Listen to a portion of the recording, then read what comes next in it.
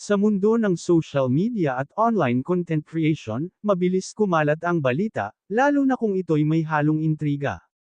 Isa sa mga naging mainit na usapin kamakailan ay ang pagkagalit ng maraming viewers kay Dr. Love, matapos nitong ipakalat ang balitang hindi raw pupunta si Viancy sa birthday party ni Edo.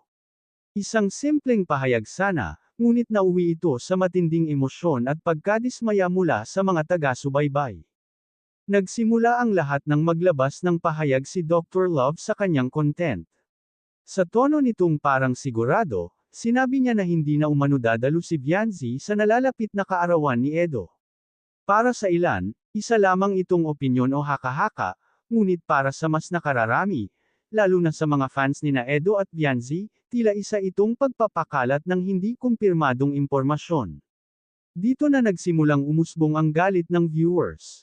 Maraming viewers ang nagsabi na walang sapat na basehan ang pahayag ni Dr. Love.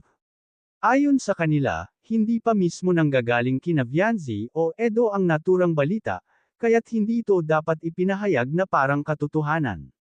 Sa comment section, mababasa ang samut-saring reaksyon, mula sa pagkadismaya, galit, hanggang sa panawagan na maging responsable sana ang mga content creator sa kanilang mga sinasabi.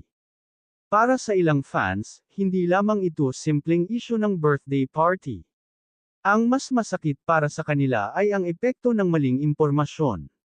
Ayon sa kanila, dahil sa sinabi ni Dr. Love, nagkaroon ng hindi pagkakaunawaan, spekulasyon, at negatibong pananaw laban kay Viancy.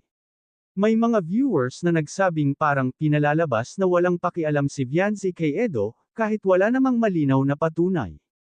May mga viewers din na nagpaalala na ang birthday party ni Edo ay isang personal at masayang okasyon. Para sa kanila, hindi ito dapat ginagawang sentro ng tsismis o drama. Ang tanong ng marami, bakit kailangan pang ipangalandakan kung sino ang pupunta o hindi? Sa halip na makadagdag saya sa selebrasyon, naging dahilan pa ito ng tensyon at negatibong usapan. Sa kabila ng galit, may ilan ding nanawagan ng pagiging patas. May mga nagsabi na dapat ding bigyan ng pagkakataon si Dr. Love na magpaliwanag o humingi ng paumanhin, kung sakaling mali ang impormasyong kanyang naibahagi. Ngunit iginiit pa rin ng karamihan na ang pinakamahalaga ay matuto sana ito sa nangyari, na hindi lahat ng naririnig o iniisip ay dapat agad ibinabahagi sa publiko. Sa huli, ang isyong ito ay nagsilbing paalala sa lahat, lalo na sa mga content creator, na malakas ang impluwensya ng salita. Isang maling pahayag ay maaaring magdulot ng galit, pagkakahati-hati, at pagkasira ng tiwala. Para naman sa viewers, ipinakita nito kung gaano sila ka-invested at ka-protective sa mga taong sinusubaybayan nila. Ang galit ng viewers kay Dr. Love ay hindi lamang dahil sa sinabi niya, kundi dahil sa paraan at epekto nito. Isang aral na sa panahon ng social media, ang katotohanan, respeto, at responsibilidad ay dapat laging nauuna bago ang views at atensyon.